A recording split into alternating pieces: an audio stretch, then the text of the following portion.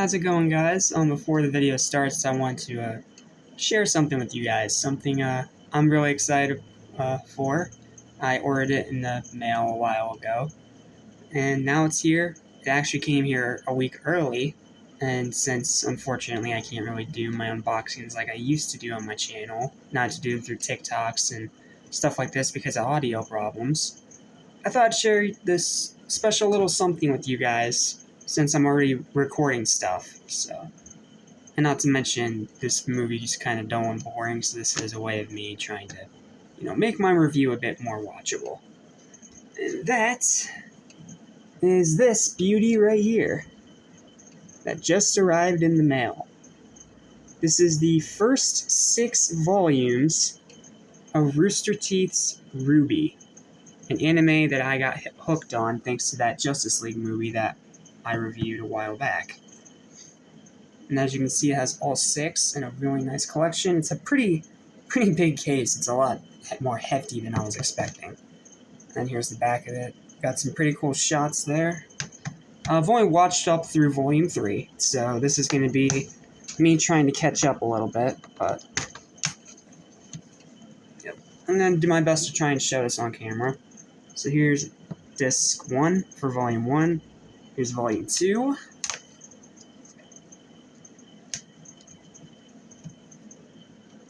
Volume 3 and Volume 4. As it already pops out of the case.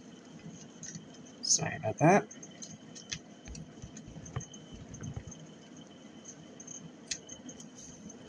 And then finally, 5. Don't know whether or not it includes special features, but still, I have 6 of them now, and it's going to sit right in my anime collection next to Pokemon, Dragon Ball, and Yu-Gi-Oh! So, yep, welcome to the anime collection, RWBY. I'm glad I finally have you. And yes, I know it's not technically an anime, but you know what? I'm putting it in the anime category anyway. Because it's anime-inspired. Okay? A little purist, correctionist, whatever. Anyway, that's all. I just wanted to share that special cool little thing. And if you guys want me to do more RWBY content on my channel, please let me know. Because I'd be more than happy to, when I'm not doing a theme month, to share some with you guys. Now, obviously, for Animation Station in particular. But I'm putting this in the Cynical Saiyan 77 thing as well, because this review's going on both channels anyway, so just, why not, right? It saves me less work, having to make one version with this intro and one version without it, so. Yep, I'm done rambling. That's all I got. Thanks for watching. Enjoy the review. Oh, man. I was really hoping this would turn out to be better than I remember. But no. It's actually worse. What's going on, guys? Welcome back to the Animation Station. You know, I'm going to stop mentioning branding and everything animation. And also, welcome back to Cynical Saiyan 77, whichever channel you're watching this on. Man, Guardians 2 is just a huge disappointment. You guys know from my first review, I love the first Guardians. It is funny. It is incredibly fun. Action-packed. Hilarious. I love Guardians 1. So going into Guardians 2, when it first came out, I was excited, as I'm pretty sure we all were. And most people seem to still really like this one. But I'm sorry, I'm gonna take the side of good old Uncle Sean Chandler on this one. This is a massive disappointment. And watching it again in 2023 in preparation tomorrow for tomorrow's Guardians of the Galaxy Volume 3, I am severely disappointed, even more so. This is not a good movie. I'm sorry. It has good, funny bits in it, and it has some cool ideas. But it's just a mess. Like, if this gets this video so many downvotes, fine. That's whatever. Just whatever, man. But just know that I respect your opinion as long as you respect my opinion. And don't be an a-hole in the comments section. So, what are the good things in this movie? Well, it's still the characters we all know and love, and it had a cool concept of having us meet Quill's real father, Egon, and this other council that ends up chasing them throughout the movie because of something that happens in the beginning. That's actually pretty funny. There's a pretty decent bit of funny humor in this one, just like the last one, and the ending is very emotional, touching, and very sweet. The only problem is that the rest of the movie is a mess. Like, it's all a mess. Like how Nebula just keeps changing sides until she's like, oh, I want a sister. I mean, the acting still tries to sell it as best as can, but I'm sorry, even for James Gunn, this writing is just not good. This reminds me more of the writing that plagued the second half of the Suicide Squad movie. Yes, I didn't like it. Shush. I'm allowed to have my opinion. It just reminds me of that kind of dialogue. The dialogue and the writing of that second half just took all the great things that that first half had and threw it out the window. This does the same thing, except I argue even worse than that. And Star-Lord, what did they do to him? Like, in this movie, they follow that cliche of, oh, now the hero has some kind of familial connection with this new character, and now he's going to act like a total, sorry for the lack of a better term, excuse my language, asshole to everyone else until he realizes that he's wrong, and yada yada yada. We've seen this crap before in numerous other movies, numerous other times. And seeing Star-Lord act the way he does towards Gamora, when we get to that stage in the story, it is infuriating and it makes you want to punch him in the face.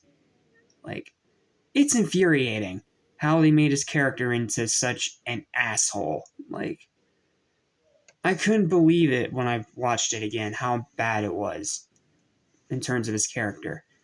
And then you have some other rushed things, like we have Sylvester Stallone in here for almost little to no reason at all, aside from the fact that he's Sylvester Stallone, and apparently he plays a big part in, what happens with Yondu.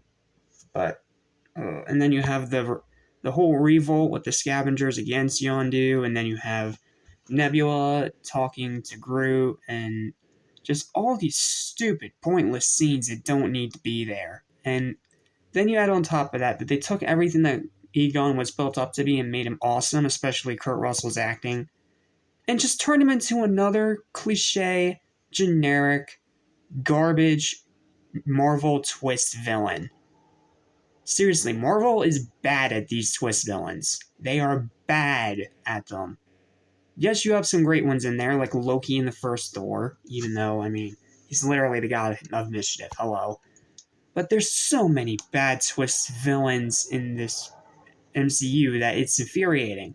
They just keep reusing that same template over and over and over again. And sure, there's funny moments here and there that keep me at least entertained and not bored. But I came to a Guardians movie to love the crud out of it and enjoy it. I couldn't enjoy this one as hard as I tried. And all of it is because of Egon. Like, you have Quill's father, this awesome new character. Explains more of his origin and how Star-Lord came to be and talking more about his mom and all this other stuff. And then all of a sudden, he just turns evil. Like, it's so stupid. You had it literally right there. You could have had him as a great father figure you could keep him a Celestial, but you didn't have to make him evil. Not every movie has to have a main villain to work. That's the thing that Marvel and Disney need to get through their heads. And look, I can understand this is a review that's going to tick off a lot of people. I understand that. But my goodness, is this the kind of crud that absolutely infuriates me? When they take everything that made the first movie work and throw it down the toilet. I hate it when sequels do that. And this is probably one of the most blatant, obnoxious examples of it. Yes, it's still James Gunn. Yes, it still feels in line with the original. But every other way, it feels like an absolute downgrade. And like I said, then you throw in a bad villain, then you throw in the subpar writing, then you throw in all these other pointless garbage scenes that don't need to be there. Just, this movie just infuriates me when I try to watch it. Because there are things about it that I want to enjoy. It's still the Guardians. It still has the comedy. It still has some good action. It still has the great characters. Like, it has those things in it still. But when all these other things are mixed in with this thing, it turns this thing into it's just as bad as this thing. Like, what were they thinking? This is the clear sign of a sequel that was rushed out to capitalize on the first. And just build up in the MCU and that build up to Infinity War. That's all it feels like. A build up to better things. And as a film itself, it is just not good. Like, it tries, it has good parts, but as a whole, it is an absolute mess. And I'm sorry to be this negative. Do you think I wanted to be this negative about a second Guardians movie? Like, no, I was expecting this movie to be just as awesome, if not even more awesome than the first one. Instead, I got a painfully average snore fest that's an absolute mess in terms of its story and its writing. And again, you didn't have to have a twist villain in here, Marvel. You could just kept Egon as a cool supporting character that could help Quill out. You don't have to do the same stupid twist villain crap over and over and over again. After a while, people are going to get tired of it. Heck, you can argue that people are already tired of it. It's the same pattern, Marvel. It's the same pattern that you keep repeating over and over again, thinking that we're not going to get sick of it. You know what keeps a movie from becoming stale or a franchise from becoming boring? Variety. Efforts. Concepts that apparently just slipped Marvel's minds when it came to this one.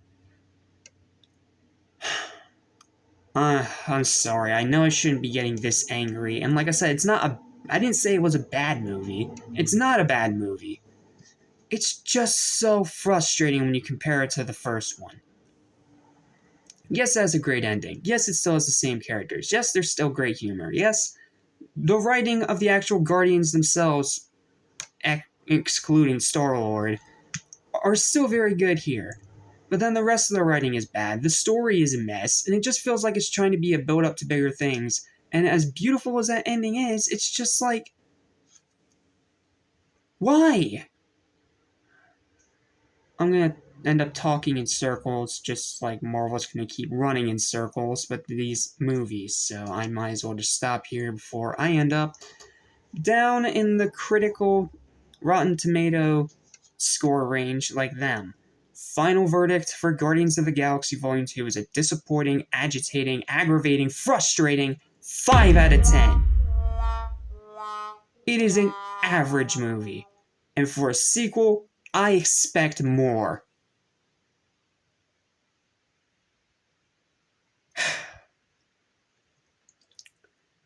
Here's hoping and praying that tomorrow Guardians 3 is an amazing movie that's on par with the first one and serves as a great send-off to this trilogy. Because I do not want this great trilogy and this great saga of characters to end on such a stinker. Not to mention, I am done watching bad Marvel movies, bad superhero movies. I'm done with it. We need good superhero movies again. What is it gonna take? Man, like, yes, I know I said that I really liked Quantumania. I know. And I stand by that. But it doesn't have rewatch value. And don't even get me started with Love and Thunder. Oh my goodness, I would rather kick myself off a cliff than ever watch that garbage again. Will I ever watch this again? Maybe for a few select scenes, but outside of that, I have to say no. I'd rather just watch the select scenes that actually matter in terms of the bigger picture, and of course, the great finale, and then just go straight to Infinity War. because the rest of this movie is just a complete and total mess.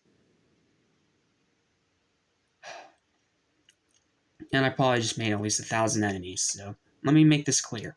You enjoy this movie, I respect you, and I respect you as a person, I respect your opinion. Just please respect mine and don't be a douche in the comments section, okay? That's all I ask of you. And with that said, I should end this before it gets to 15 minutes long. Thank you guys so much for watching. Remember to like, share, and subscribe. For Cynical Saiyan 77, you're done with reviews for the day, but tomorrow we'll be taking a look at Mad Max 3 Beyond the Thunderdome. And as for Animation Station, you got Power Rangers Turbo. Oh boy. Animation Station, see you for that review. Cynical Saiyan 77, see you for that review. And until whatever review I post next, peace.